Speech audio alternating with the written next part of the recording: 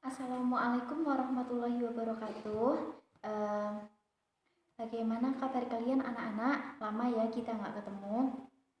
Ibu harap meskipun dalam keadaan saat ini, dalam pandemi saat ini, kabar kalian tetap baik.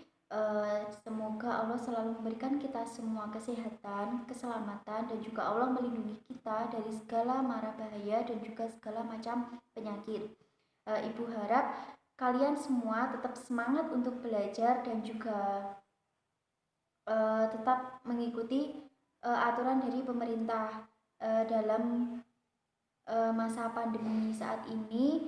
Pemerintah menerapkan protokol kesehatan seperti kita wajib menggunakan masker saat bepergian, kemudian mencuci tangan dan juga selalu menjaga jarak apabila kita lagi keluar. Nah, Ibu harap selagi kalian tidak penting, tidak mendesak, tidak usah keluar. Seperti kata pepatah, kalau memang tidak mampu berbuat positif, minimal jangan berbuat negatif.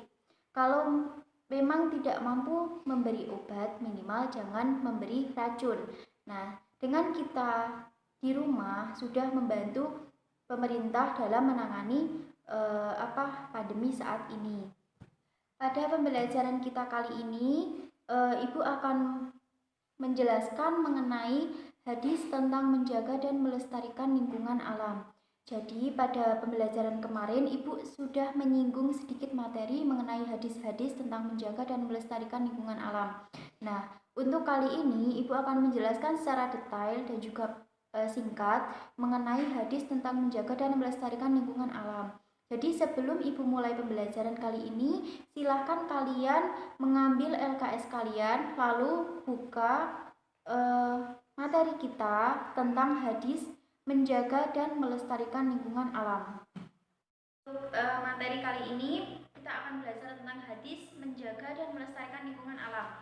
Nah, saat ini Ibu akan menuliskan hadis di papan tulis dan silahkan kamu menulisnya di buku tulis kalian masing-masing ya.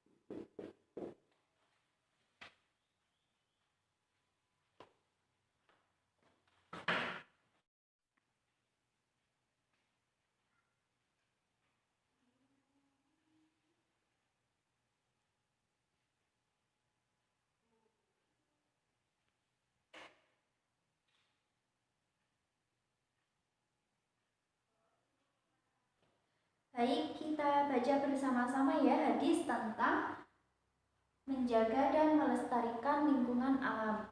Bismillahirrahmanirrahim.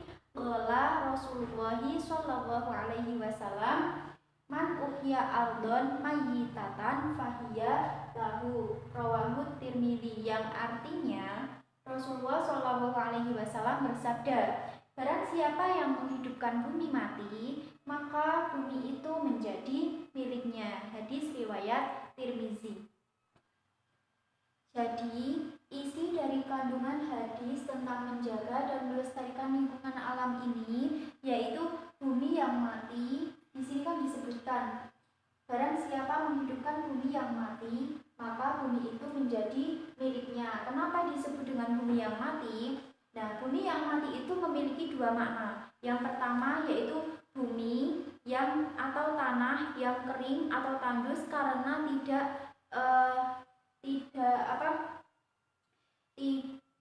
produktif dan tidak bertuan. Artinya tanah itu tidak memiliki hak milik, jadi dia bukan milik siapapun, jadi tanah itu tidak terurus. Nah, yang kedua, bumi itu kering karena tidak berair sehingga gersang dan tidak menumbuhkan tanaman. Nah, pada zaman Rasulullah SAW tanah itu sangat luas, melebihi dari luasnya jumlah penduduk pada zaman itu. Jadi Nabi Muhammad itu mengatakan kepada para penduduk begini, barang siapa yang menghidupkan bumi yang mati, maka bumi itu menjadi miliknya. Nah, barang siapa penduduk tersebut yang bisa menghidupkan bumi yang mati sehingga tanah tersebut yang tadinya kering atau tandus bisa menjadi produktif dan bermanfaat, artinya bisa menumbuhkan tanaman, maka tanah itu menjadi milik yang bisa menghidupkan bumi yang mati tersebut. Nah, dalam artian barang siapa yang bisa menghidupkan tanah yang tadinya gersang atau tandus menjadi tanah yang subur, maka tanah itu menjadi hak miliknya. Kenapa Rasulullah itu melakukan hal tersebut? Karena semata-mata Rasulullah itu ingin memberikan penghargaan kepada siapa saja penduduk di situ yang bisa melestarikan tanah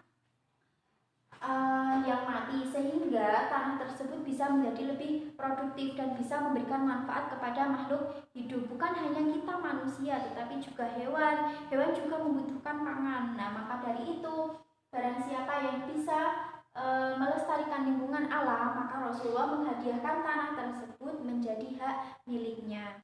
Bisa kita ambil contoh, contohnya itu tanah yang tandus atau gurun pasir pun bisa kita ambil contohnya. Gambarnya seperti ini. Ini adalah contoh tanah yang kering atau tandus atau gersang. Nah, di Dubai, di Uni Emirat Arab, itu tanah gurun yang tadinya kering dan tandus bisa disulap menjadi menjadi kebun sehingga tumbuh tanaman-tanaman dan bunga yang cantik. Nah, seperti ini. Ini adalah kebun di Uni Emirat Arab Dubai. Ini namanya Dubai Miracle Garden. Nah, di sini taman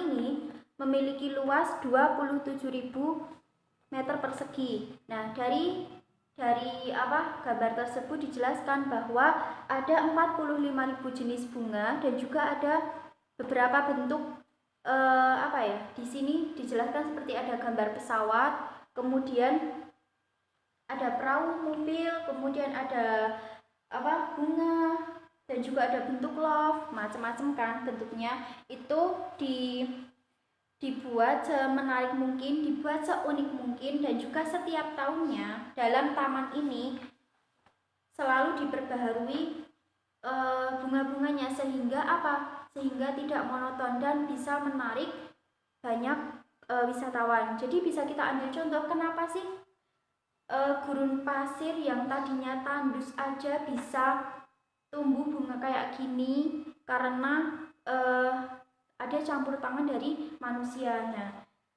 manusia-manusia tersebut mereka berpikir bagaimana caranya yang tadinya tanah itu tandus atau kering bisa menjadi subur. Nah, contohnya Yang tadinya seperti ini, tanah kering, bagaimana caranya bisa tumbuh menjadi tanaman hijau? Seperti ini ya. Ini gambarnya. Nah, tanah kering tersebut diakibatkan oleh kurangnya nutrisi, dan dalam tanah tersebut tidak mengandung air sehingga tanah tersebut menjadi kering dan gersang. Tanah yang kering dan tandus ini tentu kan tidak dapat digunakan sebagai media untuk bercocok tanam.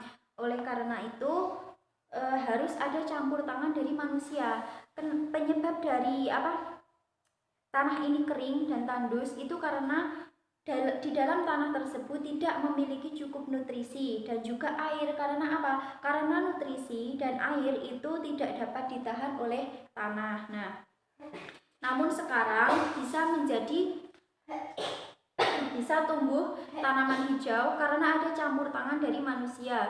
Nah, manusia tersebut mengembangkan beberapa metode metode cara menyuburkan tanah yang tadinya tandus menjadi subur dengan beberapa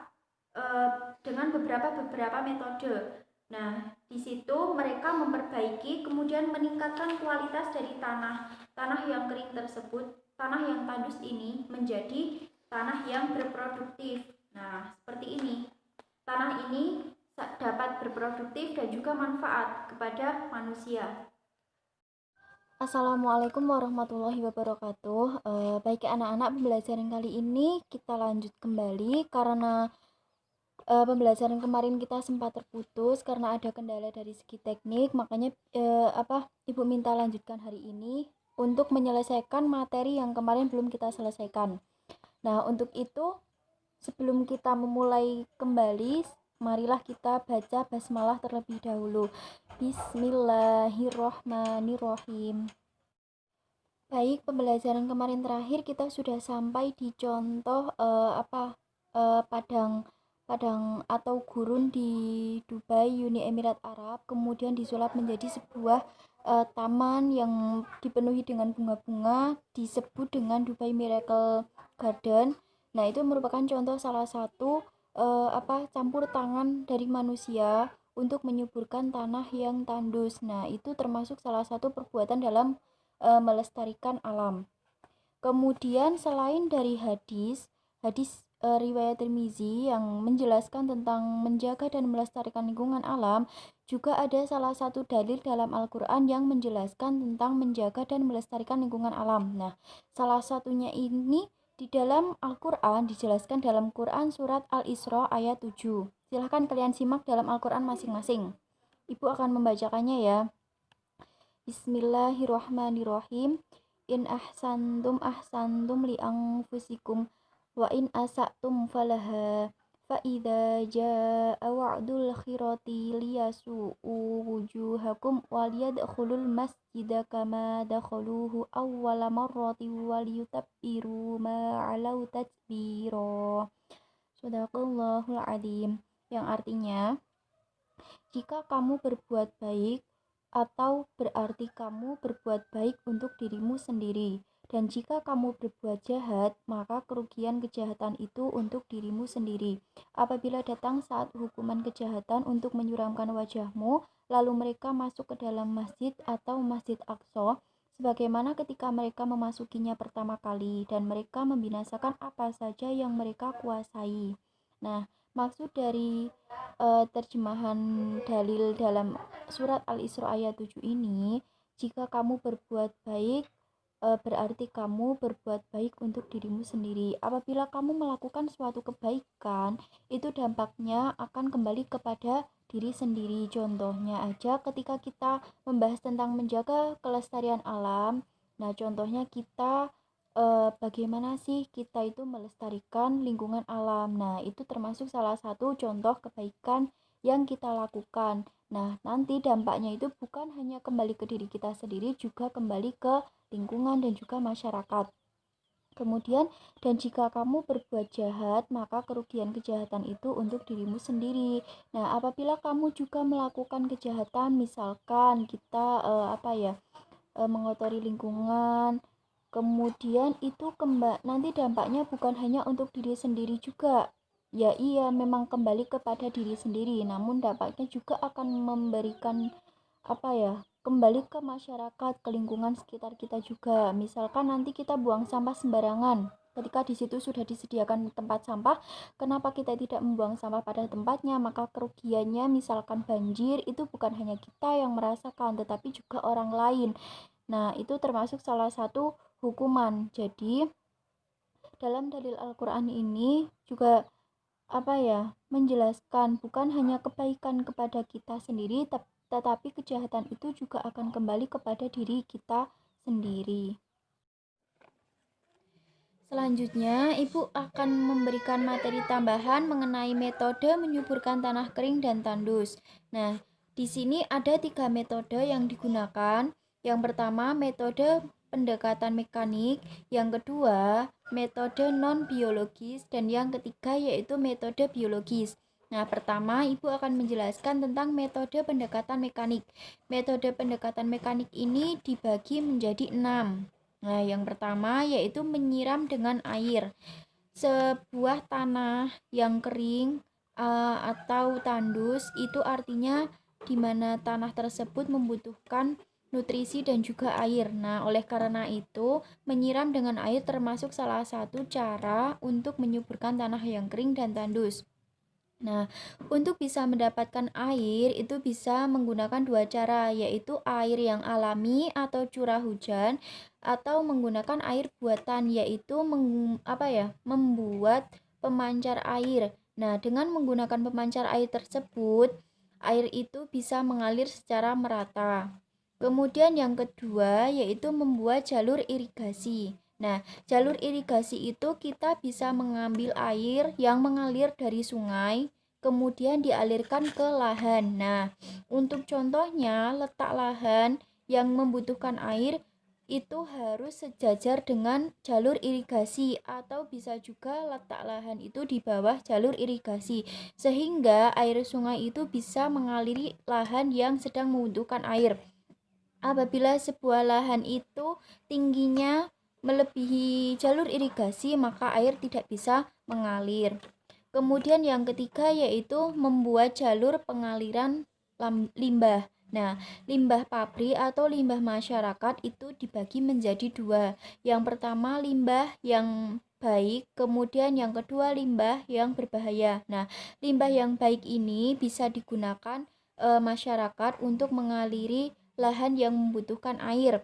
Nah, air limbah tersebut harus mengandung eutrofik, jadi dinamakan air limbah domestik. Artinya air limbah tersebut belum terkontaminasi dengan senyawa kimia yang berbahaya. Artinya air limbah tersebut bisa digunakan untuk menyuburkan tanah yang kering.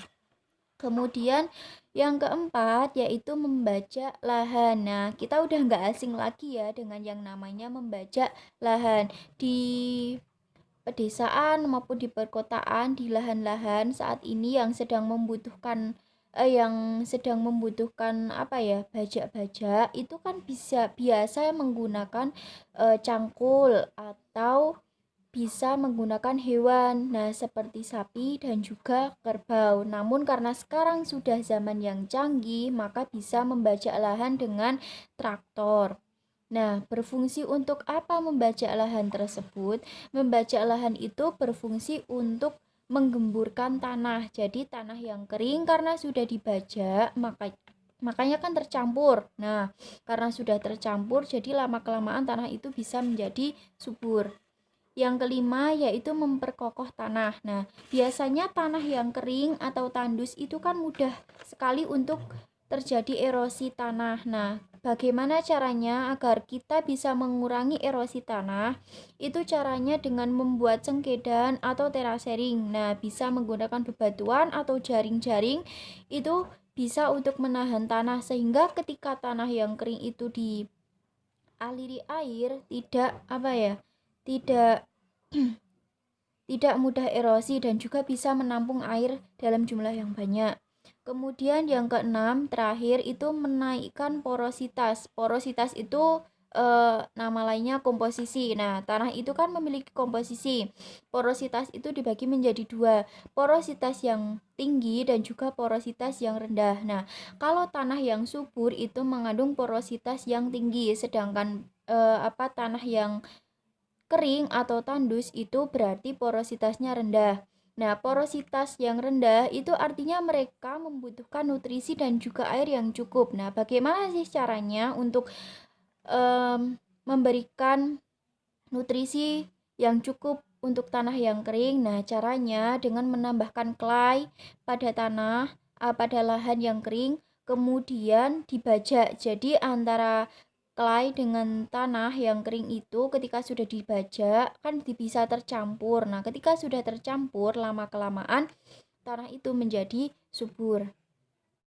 Kemudian metode yang kedua yaitu metode non-biologis. Nah, metode non-biologis itu dibagi menjadi 7 macam. Nah, ada 7 macam, 7 metode non-biologis. Yang pertama yaitu menambah pupuk kimia. Jadi, ketika kita tidak menggunakan pupuk kandang, kita bisa menggunakan pupuk kimia untuk menyuburkan tanah. Nah, antara lain yang biasa digunakan para petani untuk menyuburkan tanah itu ada NPK, ada ZA, ada urea, dan lain-lain yang bisa digunakan untuk menyuburkan tanah. Nah, kemudian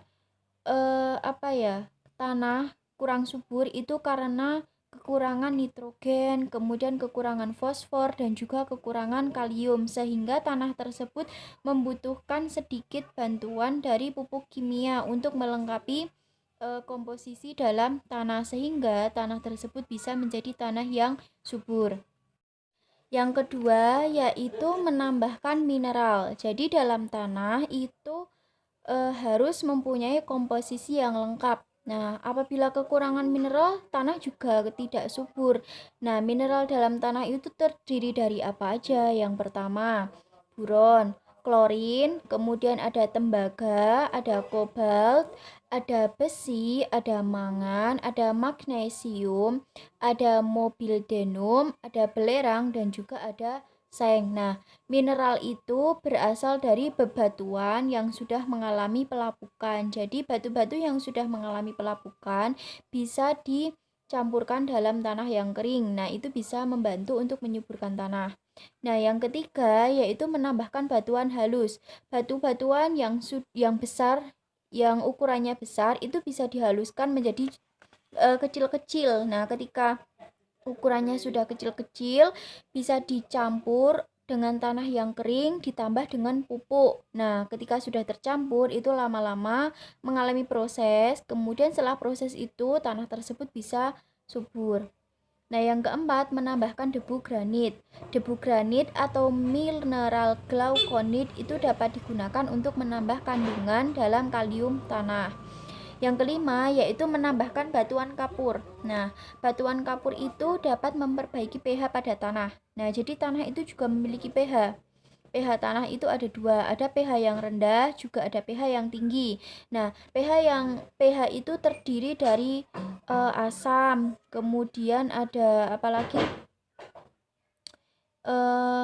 ada alkalis, kemudian ada netral. Nah, pH yang sesuai untuk tanah yang subur itu pH asam yang berkisaran 6,0 sampai 6,8. Jadi ketika pH tanah itu tidak mencapai 6,0 sampai 6,8 berarti tanah itu kurang subur. Kemudian menambahkan debu basal. Nah, debu ini berasal dari pelapukan batuan, basal, dan mengandung mineral-mineral penting. Nah, mineral-mineral tersebut yang seperti tadi sudah dijelaskan, berguna untuk pertumbuhan dan perkembangan tanaman. Nah, debu ini secara alami ada di gunung berapi yang aktif. Dan yang terakhir yaitu mengatur pH. Tadi sudah dijelaskan. Kalau pH itu sangat bervariasi, ada asam, ada netral, dan juga ada alkalis. Nah, untuk pH tanah yang subur itu berkisar 6,0 sampai 6,8. Apabila pH tanah kurang dari 6, maka bisa ditambahkan dengan batuan kapur. Nah, batuan kapur itu bisa membantu untuk menyuburkan tanah. Yang terakhir yaitu metode biologis. Nah, metode biologis ini ada beberapa cara. Yang pertama yaitu menambahkan materi dan pupuk organik. Tadi sudah dijelaskan ya. Kemudian yang kedua materi hewani. Materi hewani ini seperti kotoran hewan. Kemudian serabut dan abu gergaji. Nah, contohnya itu gergaji, sisa-sisa dari kayu-kayu yang digergaji itu bisa digunakan untuk menyuburkan tanah. Kemudian ada pupuk kandang. Nggak asing ya dengan yang namanya pupuk kandang atau kompos. Kemudian yang terakhir yaitu menambahkan pupuk hayati. Jadi sisa-sisa dari tanaman-tanaman yang sudah membusuk itu juga bisa digunakan untuk menyuburkan tanah. Kemudian materi kita yang terakhir yaitu tentang cara menjaga kelestarian alam. Nah, ada beberapa cara yang bisa kita lakukan untuk menjaga kelestarian alam. Yang pertama yaitu menyadari alam itu milik Allah. Nah, salah satunya juga kita sebagai makhluk hidup juga adalah milik Allah. Bagaimana kita sesama sesama apa ya? Sesama ciptaan Allah itu saling menjaga. Yang kedua, membuang sampah pada tempatnya dan secara tepat jika terdapat pembagian jenis sampah. Nah, oke. Sampah itu kan ada macam-macam ya, ada yang plastik, kertas, kemudian ada yang kimia. Nah, ada sampah organik dan juga sampah anorganik dan lain-lain. Kita bisa membagi sampah tersebut sesuai dengan tempatnya. Ketika sampah-sampah yang kita buang itu dimasukkan ke dalam tempat sampah ya sesuai dengan apa jenisnya. Yang ketiga yaitu mendaur ulang dan mengelola sampah. Banyak sekali karya-karya seni itu yang berasal dari daur ulang. Nah, ketika daur ulang yang sudah kita buang ternyata bisa bermanfaat kembali ketika berada di tangan-tangan yang tepat. Nah, mereka bisa mengelola kembali sampah sehingga bisa menghasilkan suatu karya. Nah, yang keempat yaitu memupuk tanah. Memupuk tanah itu bisa dengan obat, bisa dengan secara alami. Contohnya seperti menggunakan kompos, pupuk kandang, seperti itu. Kemudian mengelola lahan yang tandus. Nah, seperti tadi contohnya, ketika ada lahan yang tandus, kemudian kita berpikir bagaimana caranya lahan yang tandus tersebut bisa menjadi produktif dan memberikan manfaat kepada kita sebagai makhluk hidup. Kemudian penanaman kembali hutan yang gundul. Banyak sekali ya sekarang kita temukan hutan-hutan yang sudah gundul. Nah, hutan-hutan yang sudah gundul itu juga akibat dari perbuatan manusia yang menebang pohon secara sembarangan dan tidak bertanggung jawab. Kita sebagai manusia yang harus peduli terhadap sesama makhluk hidup, bagaimana caranya kita menjaga hutan yang gundul tersebut kembali bisa tumbuh pohon. Nah, salah satu caranya yang sering kita temui yaitu dengan cara menanam 1.000 pohon. Itu kan banyak sekali dilakukan oleh kelompok-kelompok pecinta alam atau sebuah organisasi itu juga bisa. Nah, salah satunya itu termasuk perbuatan yang melestarikan lingkungan alam. Yang terakhir yaitu menjaga keberadaan satwa yang berada di dalamnya, atau jika kita menginginkan hewan tersebut berada di sekitar lingkungan kita, hendaknya sediakan tempat yang menyerupai habitat aslinya. Jadi ketika hewan yang aslinya itu hidup di dalam hutan, ketika kita menginginkan hewan tersebut berada di lingkungan kita, ciptakanlah lingkungan mereka yang asli dalam lingkungan kita. Jadi buatlah tempat senyaman mungkin untuk hewan tersebut. Jangan sampai ketika kita mengambil langkah untuk memelihara hewan tersebut, malah kita bukan menjaga tapi kita menyakitinya. Salah satunya dengan tidak memberikan tempat yang nyaman sesuai dengan habitat aslinya, itu termasuk salah satu tindakan yang tidak menjaga kelestarian alam. Nah, hewan tersebut juga makhluk hidup, sesama hidup, tetap kita sama-sama membutuhkan tempat yang nyaman untuk hidup. Ketika kita tidak mampu memberikan tempat yang nyaman, ketika kita tidak mampu memberikan makan yang layak, kembalikanlah hewan tersebut kepada habitat aslinya agar hewan tersebut tetap bertahan hidup. Jadi kita tidak ada tidak ada perbuatan sedikit pun untuk menyakiti hewan tersebut. Oke, demikianlah materi pembelajaran kita tentang menjaga dan melestarikan lingkungan alam. Sampai sini dulu. Kemudian untuk tugas selanjutnya, Ibu harap kalian bisa menghafalkan hadis tentang menjaga dan melestarikan lingkungan alam yang sudah Ibu sampaikan. Kemudian setelah kalian menghafalkan, untuk pembelajaran selanjutnya akan Ibu tagih ya tugasnya. Kemudian apabila dari materi yang pembelajaran yang sudah kita lakukan, jika dari pribadi masing-masing masih ada yang belum paham, silahkan kalian tanyakan kepada Ibu secara pribadi bagian mana yang belum kalian pahami.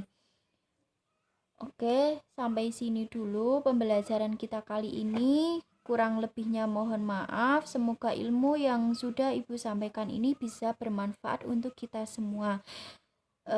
Sebelum kita tutup, marilah kita membaca alhamdulillah bersama-sama. Alhamdulillahirabbil alamin. Wassalamualaikum warahmatullahi wabarakatuh.